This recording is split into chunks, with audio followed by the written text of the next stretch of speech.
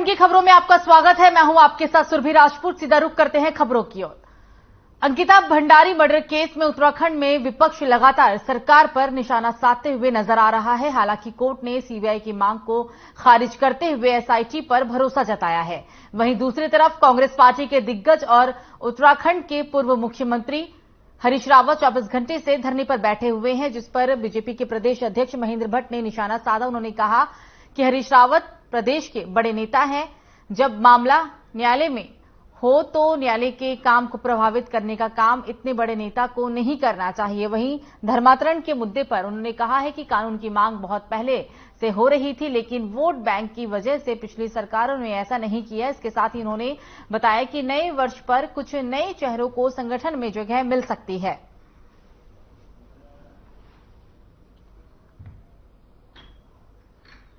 तो हरीश रावत के धरने को लेकर बीजेपी की तरफ से निशाना साधा गया है। आपको बता दें कि अंकिता भंडारी हत्याकांड को लेकर उत्तराखंड के पूर्व मुख्यमंत्री हरीश रावत एक दिन के धरने पर बैठे हुए हैं और इसको लेकर अब कहा जा रहा है कि हरीश रावत कांग्रेस के एक बड़े नेता हैं और उन्हें कोर्ट के फैसले का सम्मान करना चाहिए। कोर्ट के फैसले पर निशाना या कोर्ट के फैसले को गलत नहीं ठहराना चाहिए। आपको बता दें कि अंकिता के पिता ने इस पूरे मामले में पहले सीबीआई की जांच की मांग की थी, जिसे कोर्ट ने खारिज कर दिया था और कोर्ट ने इस पूरे मामले पर एसआईटी पर भरोसा भी जताया था और इस पूरे मामले की जांच पड़ताल चल रही है। लेकिन एक बार फिर से अंकिता भंडारी हत्याकांड को लेकर सियासत राज्य में गर्मा गई है और इसी कड़ी में हरीश रावत का एक दिन का धरना प्रदर्शन और धरना प्रदर्शन को लेकर अब बीजेपी हमलावर हो गई है।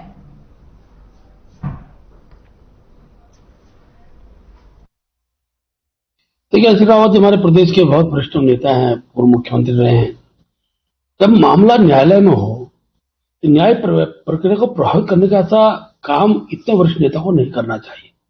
सारे विषय न्यायालय के अंतर्गत हैं और सरकार ने तो जिन जिन विषयों पर सरकार से सहयोग की आवश्यकता थी, जांच एजेंसी को सहयोग हमने किया है। और आज भी मैं कह सकता हूं कि जो भी निर्देश न्यायालय द्वारा जिस रूप में होंगे उस निर्देशों का पालन करने के लिए सरकार कर्तव्यनिष्ठ है। और मैं कह सकता हूं कि जब विषय न्यायालय पे हो तो इस प्रकार की छोटी राजनीति कम से कम वरिष्ठ नेता को नहीं करनी चाहिए।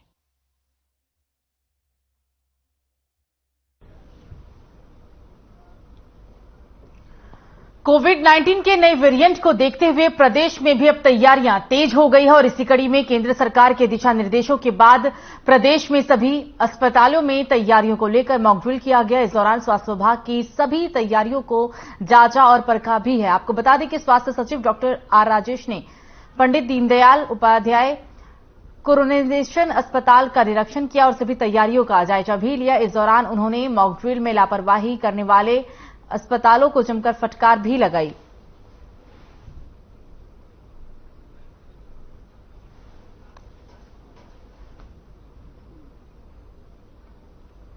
तो आपको बता दें कि इस मॉक ड्रिल के सफल आयोजन के लिए सचिव चिकित्सा स्वास्थ्य एवं चिकित्सा शिक्षा डॉक्टर आर राजेश कुमार ने पहले ही सभी मुख्य चिकित्सा अधिकारियों एवं चिकित्सा अधीक्षकों के साथ वर्चुअल माध्यम के साथ एक बैठक भी की थी और इस बैठक में कुछ जरूरी दिशा निर्देश भी दिए गए थे। वहीं प्रदेश के स्वास्थ्य मंत्री डॉक्टर धन सिंह रावत ने कहा है कि केंद्र सरकार ने मॉक ड्रिल कर व्यवस्थाओं को जांचने और परखने के निर्देश दिए हैं।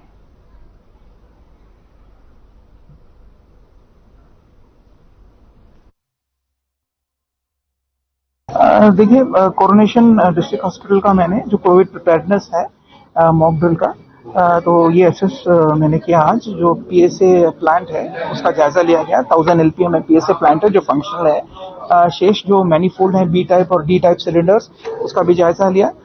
वो भी फंक्शनल हालात में पाए गए। कॉन्सेंट्रेटर्स को भी चेक किया मैंने और ये भी फंक्शनल पाए गए। अभी पूरे स्टेट में हम लोग हमारा जितना भी हमारा मेडिकल हमारा डिपार्टमेंट है, हर जगह जाके हम लोग ये जितने भी कॉन्सेंट्रेटर्स हैं, सिलेंडर्स हैं, पीएसए प्लांट्स हैं, इन सब लोगों को हम लोग एक बार चेक कर रहे हैं। को भारत सरकार ने कहा है कि चाहे भारत के मंत्री हों, सभी हमारे विधायक लोग हैं, माननीय मुख्यमंत्री लोग हैं, हमारे मेयर लोग हैं, हमारे डॉक्टर्स हैं, सीओमा हैं, सारे लोग हर हॉस्पिटल में मॉक ड्रिल करेंगे और वहां ये जायजा लेंगे कि कोई कमी तो नहीं किसी हॉस्पिटल में, अगर कोई गैप होगा तो उसको पूरा किया जाएगा।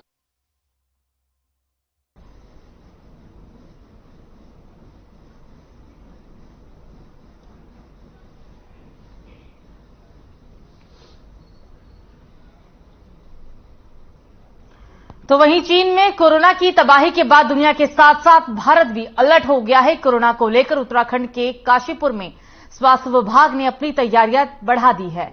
ऑक्सीजन प्लांट से लेकर वैक्सीनेशन के कार्य में टीमें लगातार काम कर रही है। तेजी से वैक्सीनेशन का काम स्वास्थ्य विभाग की ओर से किया जा रहा है। काशीपुर के सरकारी अस्पताल में मॉक ड्रिल का भी आयोजन किया गया। काशीपुर में अगर कोरोना बेकाबू होता है और मरीजों की संख्या बढ़ती है तो सरकारी अस्पताल के साथ निजी अस्पतालों से भी इलाज की व्यवस्था की गई है।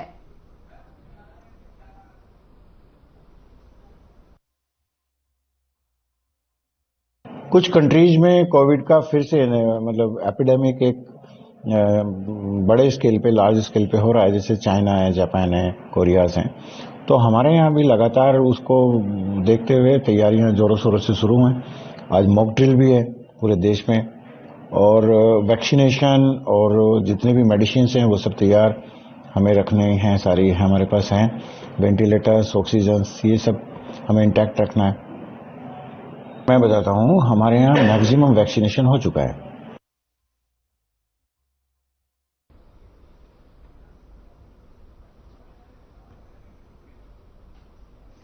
तो वहीं देश में बढ़ते कोरोना संक्रमण के खतरे को देखते हुए प्रशासनिक आदेशों के अनुसार आज चंपावत के टनकपुर उप जिला चिकित्सालय में मॉक ड्रिल की गई, जिसमें अस्पताल में आने वाले कोरोना के मरीज को आइसोलेट करने और उसका स्वास्थ्य परीक्षण कर उचित उपचार दिए जाने का मॉक ड्रिल किया गया है। बता दें, इस दौरान चिकित्सा अधिकारी डॉक्टर घनश्याम तिवारी ने बताया है कि सरकार की गाइडलाइन के अनुसार हमने आज कोरोना मॉक ड्रिल किया, जिसमें सभी कर्मचारियों ने कोरोना के हालात से निपटने और कोरोना मरीज के उपचार करने के बारे में जरूरी बातों पर ध्यान भी दिया। साथ ही उन्हें कैसे बचाया जाए इसको लेकर भी तमाम तरह की तैयारियां की गई है।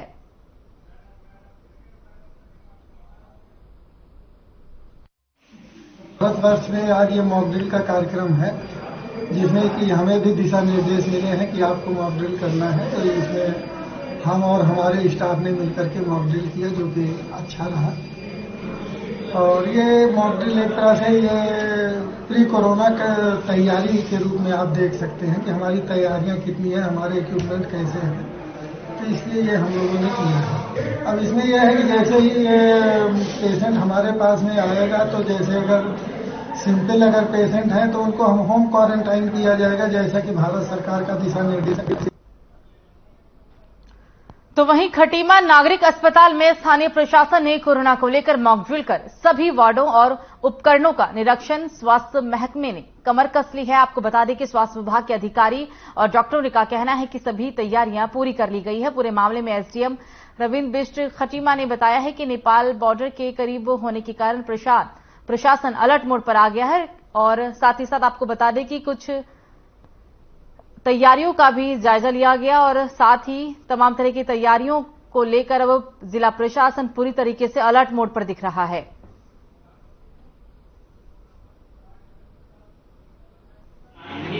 कोविड-19 के केसेस चूंकि बढ़ रहे हैं पूरे भारतवर्ष में, तो संभावित चौथे लहर की संभावना जाहिर करते हुए एसओपी जारी की गई है, जिसके अनुसार हम लोगों को आज मॉक ड्रिल करना था। पूरे प्रदेश में आयोजित हो रहा है। इस मॉक ड्रिल में हमें जितने भी कोविड-19 के पेशेंट्स हैं उनके लिए अपने अस्पताल की तैयारियों का जायजा लेना है, क्या क्या कमियां आती हैं उन सबको दूर करना है समय रहते हुए, ताकि जब कोविड के पेशेंट्स आए हमारे पास भर्ती होने के लिए तो उनके इलाज में कोई कमी ना हो। कोविड-19 का जो आउटब्रेक चाइना में शुरू हो गया है, उसकी पूरी संभावना की यहाँ पर फैल जाए, एहतियात के तौर पर एक मॉक ड्रिल किया गया है। इसमें हमारे यहाँ पर जितने भी हमारे यहाँ पर वार्ड्स हैं डेडिकेटेड हैं कोविड पेशेंट्स के लिए, इसका निरीक्षण किया गया। साथ ही जो हमारे वेंटिलेटर्स वगैरह है वो सब फंक्शनल कंडीशंस में सारी हमारी तैयारियां पूरी हैं। थोड़ी सी स्टाफ की कमी है, जिसको हम जिलाधिकारी महोदय को बता देंगे कि हमारे 2 एम्बुलेंसेस 3 है, लेकिन ड्राइवर सिर्फ एक ही है। तो उसमें हम जिलाधिकारी महोदय से रिक्वेस्ट करना चाहेंगे कि थोड़ा सा हमारे पास पीआरडी के माध्यम से या किसी अन्य माध्यम से हमें ड्राइवर्स यहाँ मिल जाए और थोड़ा पैरामेडिकल स्टाफ्स की भी कमी है।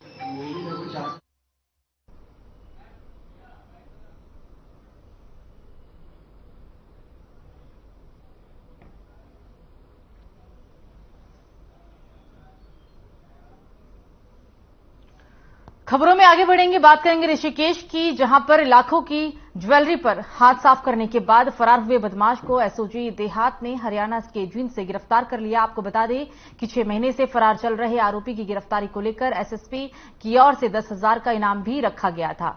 मामले का खुलासा ऋषिकेश कोतवाली में सीओ ऋषिकेश डीसी दोडियाल ने किया। साथ ही उन्होंने बताया है कि 6 महीने पहले गुमानीवाला के रहने वाले सोहन सिंह की अटैची से ऑटो के अंदर सवारी बनकर बैठे 4 बदमाशों ने ज्वेलरी पर हाथ साफ किया था। उस दौरान पुलिस ने 2 आरोपियों को गिरफ्तार कर जेल भी पहुंचाया था। मामले में 2 आरोपी फरार चल रहे थे, जिस पर एसएसपी की ओर से 10-10 हजार का इनाम भी रखा गया था। एक आरोपी को कुछ दिन पहले ही एसओजी देहात ने रोहतक से गिरफ्तार किया था।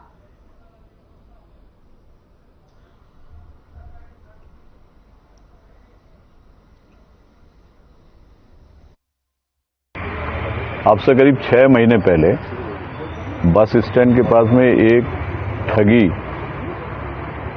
हुई थी, जिसमें कुछ बाहर के लोग प्रकाश में आए थे। उसमें से कुछ लोग पहले गिरफ्तार कर लिए गए थे। ये जो अभियुक्त है लगातार फरार चल रहा था पिछले 6 महीनों से ही। इस पर 10,000 का इनाम था। हमारी एसओजी और थाने की टीम ने इनको सुरागरसी और पदारसी मुखबिर की सूचना के आधार पर गिरफ्तार किया है।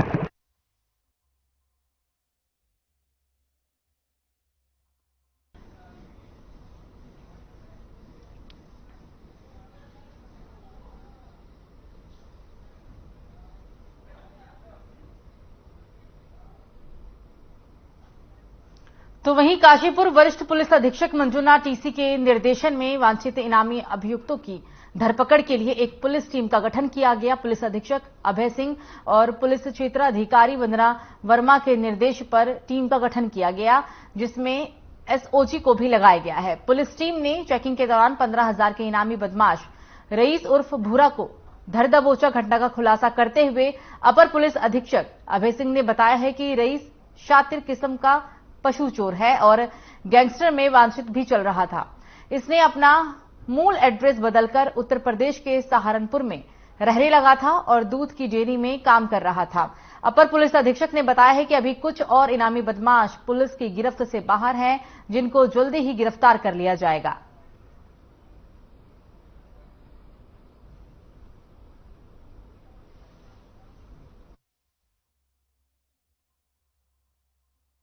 देश पर एसएसपी महोदय द्वारा उधम सिंह नगर जो हमारे जनपद के वांछित इनामी हैं, उनके लिए अलग अलग टीमों का गठन किया गया था। इसी के क्रम में आज ये रईस उर्फ भूरा जो कि सातिर चोर है और इस पे गैंगस्टर की कार्रवाई अमल में लाई गई थी और ये लगातार फरार चल रहा था।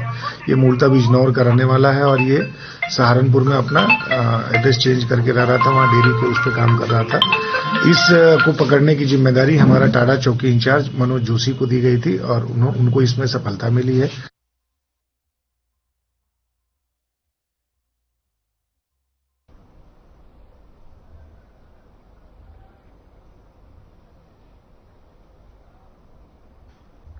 तो वहीं ऋषिकेश में नेपाली और विदेशी नागरिकों के फर्जी आधार कार्ड बनाने वाले सेंटर का पर्दाफाश कर एसटीएफ ने 3 लोगों को गिरफ्तार किया। उत्तराखंड एसटीएफ के एसएसपी आयुष अग्रवाल ने बताया है कि ऋषिकेश स्थित एक जन सेवा संस्थान की ओर से मोटा पैसा लेकर फर्जी दस्तावेजों के आधार पर अन्य देश और राज्य के निवासियों को उत्तराखंड का निवासी दिखाते हुए फर्जी आधार कार्ड, फर्जी वोटर आईडी कार्ड और अन्य महत्वपूर्ण दस्तावेज बनाए जा रहे थे। फिलहाल पुलिस आरोपियों से पूछताछ कर रही है। आपको बता दें कि आरोपियों से एसटीएफ ने 640 ब्लैक प्लास्टिक कार्ड और 200 lamination cover, 28 voter card ID, 68 Aadhaar card, 17 PAN card, 7 Ayushman card और कई इलेक्ट्रॉनिक मशीनें भी बरामद की हैं।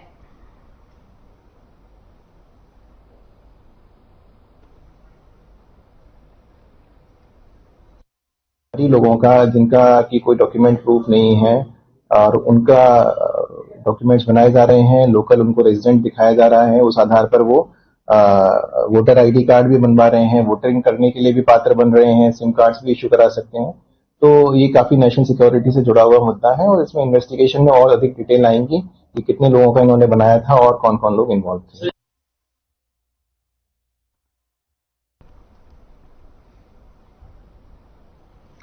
तो अल्मोड़ा के सोबन सिंह जीना विश्वविद्यालय में छात्र महासंघ चुनाव का परिणाम घोषित हुआ।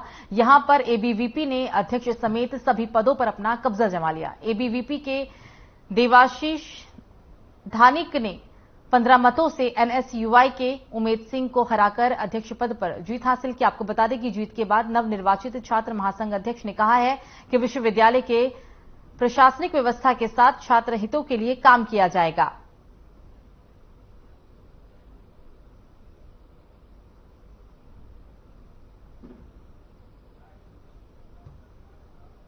परिणाम तो ये जो है इसमें 4 पदों के लिए ही था, 2 तो निर्वाचित वैसे ही हो गए थे, निर्विरोध हुए थे।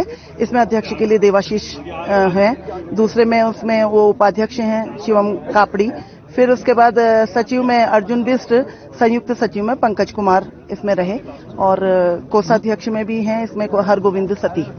इन 5 लोगों की एक टीम बनी हुई है जो महासंघ के लिए चुनी गई है। पहले तो मैं सभी का धन्यवाद देना चाहूंगा और जो आगे की हमारी रणनीति होगी वो इस कैंपस को और इस यूनिवर्सिटी को एक अलग लेवल पे ले जाने की है। यहाँ जो एकेडमिक्स हैं उसमें सुधार करने की और जो है बेसिक इंफ्रास्ट्रक्चर है उसमें सुधार करने के लिए हमारे प्रयास रहेंगे और हमारे प्रयास मुख्यतः जो कॉलेज में बच्चे हैं उनकी जो बेसिक नीड्स हैं उनको और ज्यादा बेटर करने के लिए हमारे प्रयास रहेंगे।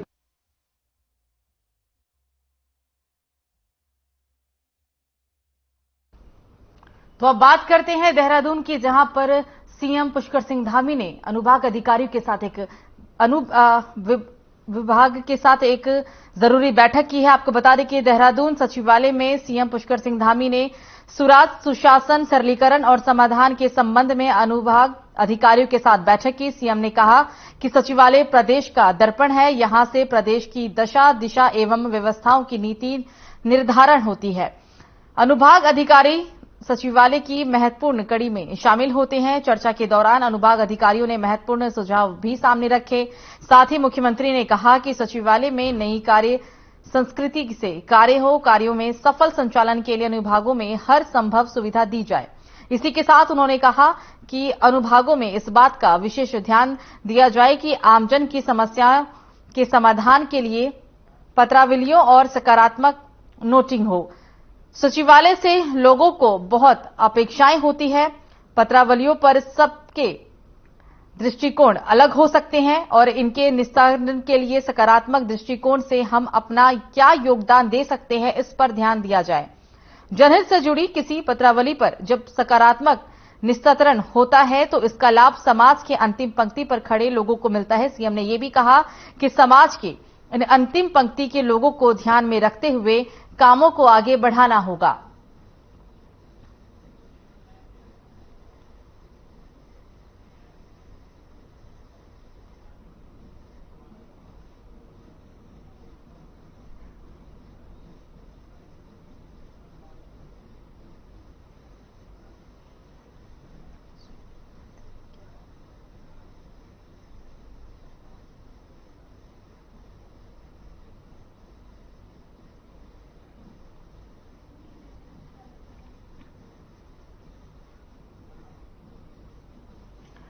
तो अब आपको हम सीधा देहरादून लेकर चलते हैं, जहां पर स्वच्छ राजनीतिज्ञ सम्मान समारोह का आयोजन किया गया और यहां पर सीएम पुष्कर सिंह धामी मौजूद हैं। देखिए।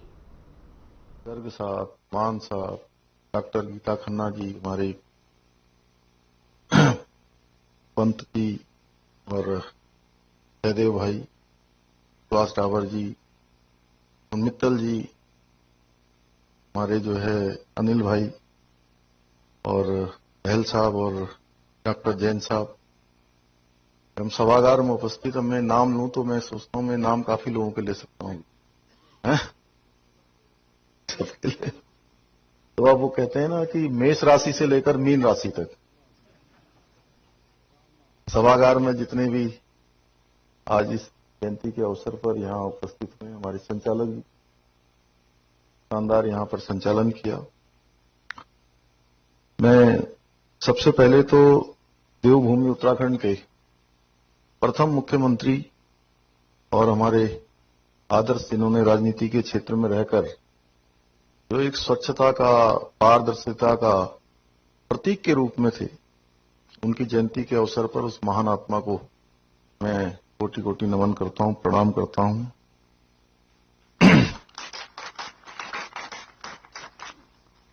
भाइयों बहनों, जैसा आदरणीय नरेश जी कह रहे थे कि 5 मिनट की जो फिल्म है वो उनके पूरे जीवन के संघर्ष को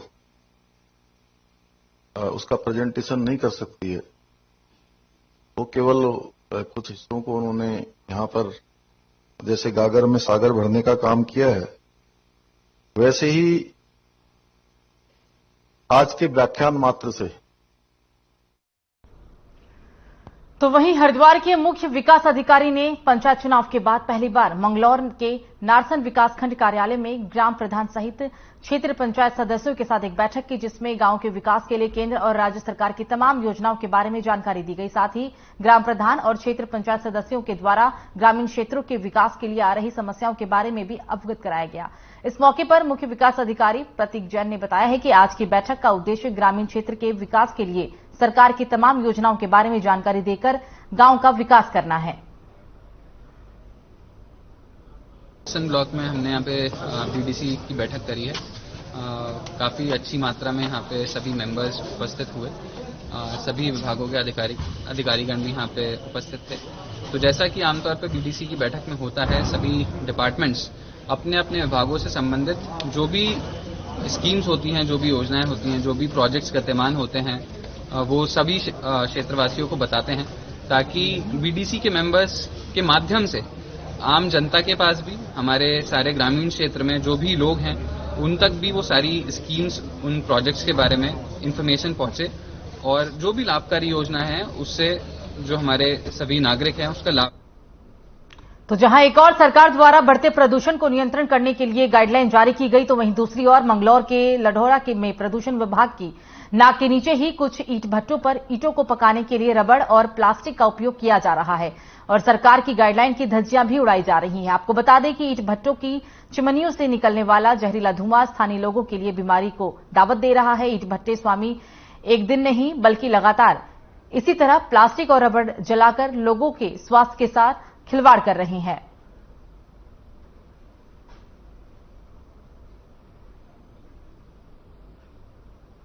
ठीक है, तो इसमें अभी मेरे संज्ञान में आई है खबर, तो इसमें हम जाके पोल्यूशन कंट्रोल बोर्ड को भी बता देंगे और हम भी खुद औचक निरीक्षण करके इसमें कार्रवाई करेंगे। सर पूर्व में भी हमारे द्वारा काफी इसमें हमने सीज करे थे ट्रैक्टर भी बीच में, तो आगे भी हम कार्रवाई करते रहते हैं और निरंतर करते रहते हैं जब जब समय मिलता है, तो इसमें आगे भी तो वहीं पौड़ी के एक गांव में शर्मसार कर देने वाली घटना सामने आई, जहां कलयुगी बेटे ने अपनी ही मां के साथ दुराचार की घटना को अंजाम दिया। पुलिस ने आरोपी को फिलहाल गिरफ्तार कर लिया।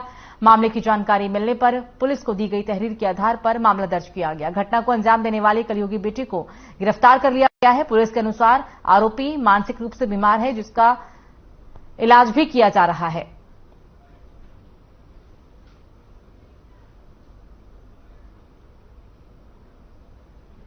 लगभग 7:30 बजे एक महिला का फोन आया कि मेरी माता के साथ में किसी ने जो है बदतमीजी कर दी है, जिसपे हमारे थाना क्षेत्र पौड़ी से पुलिस फोर्स गांव में गई और मौके पर जाके जो है महिला से पूछताछ करी। उसने स्वयं बताया कि मेरा ये अपना बेटा है और उस बेटे ने मेरे साथ जो है इस तरह से घिनौनी हरकत करी है, जो एक जो है बहुत शर्मसार जो है बात है। और इसको लेकर महिला को थाने ला गया। थाने में लाके इसका जो है हमने मेडिकल कराया गया, हॉस्पिटल लेके जो है डॉक्टर के द्वारा मेडिकल कराया गया। मेडिकल में इसका बिल्कुल पुष्टि हुई है और आज जो है इसके बेटे को जो है गिरफ्तार किया गया है, जिसको न्यायिक अपेक्षा में। तो रुड़की के अंदर कोतवाली क्षेत्र में कुछ लड़कियों में किसी बात को लेकर कहासुनी हो गई। कहासुनी इतनी बढ़ी कि बीच बाजार में लड़कियों ने एक लड़की पर लाठी डंडों से हमला कर दिया। हमले में एक युवती गंभीर रूप से घायल हो गई, जिसका इलाज एक निजी अस्पताल में किया जा रहा है। युवती के इस दंगल का किसी ने वीडियो बना लिया, जो कि अब सोशल मीडिया पर तेजी से वायरल हो रहा है। हालांकि इस घटना को लेकर पुलिस ने कहा है कि घटना में घायल युवती का इलाज चल रहा है। कुछ युवतियों का आपस में मारपीट करने का एक वीडियो सोशल मीडिया पर वायरल हुआ था, जिस संबंध में एसएसपी हरिद्वार सर के द्वारा इन सभी को चिन्हित करने और इनके विरुद्ध आवश्यक कार्रवाई करने के निर्देश दिए गए थे। इसी क्रम में रुड़की कोतवाली पुलिस के द्वारा इन सभी युवतियों को चिन्हित किया गया और इनके विरुद्ध पुलिस एक्ट में कार्रवाई अमल में लाई गई है। सभी को निर्देश दिया गया है और कि भविष्य में इस तरह की कोई भी चीज, आपसी कुछ वाद विवाद की स्थिति पहले से ही चली आ रही थी और जब एक दूसरे के समक्ष हुए तो इनके बीच वो विवाद की स्थिति झगड़े में परिणत हो गई थी। तो वहीं उत्तराखंड के स्वास्थ्य मंत्री धन सिंह रावत के गृह क्षेत्र में राजकीय उपजिला अस्पताल श्रीनगर में ओपीडी कक्ष छीने जाने के बाद डॉक्टर ने अस्पताल के बाहर ही ओपीडी लगाकर और अस्पताल के बाहर बेंच पर बैठकर ही मरीजों की जांच शुरू कर दी। आपको बता दें, दरअसल पूरा मामला स्वास्थ्य मंत्री डॉक्टर धन सिंह रावत के विधानसभा क्षेत्र का है, जहां पर उपजिला संयुक्त चिकित्सालय के इमरजेंसी मेडिसिन के चिकित्सक डॉक्टर अंकिता गोरेला को ओपीडी छोड़ इमरजेंसी में ड्यूटी करने के लिए निर्देश दिए गए थे, लेकिन डॉक्टर गोरेला ने इमरजेंसी विभाग में तैनाती लाने के बजाय अस्पताल परिसर के बाहर बेंच पर ही ओपीडी शुरू कर दी।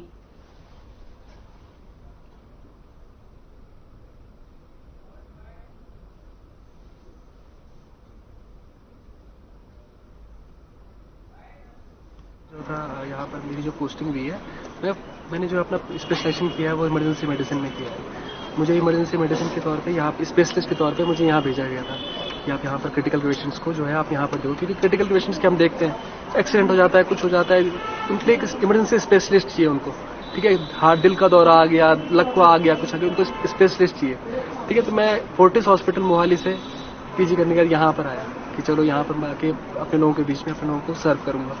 क्योंकि कोई अंदरूनी राजनीति की वजह से डॉक्टर को बाहर बैठना पड़ रहा है, क्योंकि अच्छे डॉक्टर इनका खुद का कैबिन था, बट किसी कारण उसने बाहर बैठना पड़ रहा है। तो इनकी जो पेशेंट है जिनको उन्होंने वो उनसे वो दी है, टाइमिंग दी है, तो उन्हें भी आके बाहर तो सबको दिक्कतों का सामना करना पड़ रहा है। क्या लगता है तो डॉक्टर का किस तरह से व्यवहार रहता था, जैसे कि आपने बात की तो यहाँ पे? डॉक्टर व्यवहार बहुत अच्छा व्यवहार है, मतलब उन्होंने सब एक तरफ से पूछी है कि क्यों होता है, कोई दिक्कत है, मतलब हर एस्पेक्ट जाना है कि क्या क्या बीमारी किस तरह से हो सकती है। अंदर गए थे ओपीडी में, वहाँ पे सर नहीं मिले तो हम बाहर वापस आ रहे थे अपना पर्चा लेके, तो हमने देखा सर बाहर पे बैठे बैठे, तो हमें बड़ी दिक्कतों का सामना करना पड़ रहा है कि डॉक्टर साहब बाहर बैठे हैं, अच्छा नहीं लग रहे हैं। तो हम मंत्री जी को यही इस अस्पताल में डॉक्टर्स कम थे, इसलिए रूम्स की अवेलेबिलिटी थी। अब ये हो गया है कि स्पेशलिस्ट सारे आ गए हैं, हमारे पास 12 से 14 रूम है ओपीडी में, इसलिए। और डॉक्टर अंकित की बात है तो वो एज ए एमओ यहाँ पे पोस्टेड है। देखिए, बड़ी दुर्भाग्यपूर्ण स्थिति हम सब लोगों के बीच में है कि पहाड़ों में इस समय डॉक्टरों का इतना बड़ा आकार है और उसके बीच में जो डॉक्टर जो हैं अपने तन मन धन से जो अपनी सेवाओं को दे रहे हैं, वहाँ मरीजों के लिए 24 घंटे जो है हॉस्पिटल। फिलहाल खबरों में मुझे दीजिए इजाजत, नमस्कार।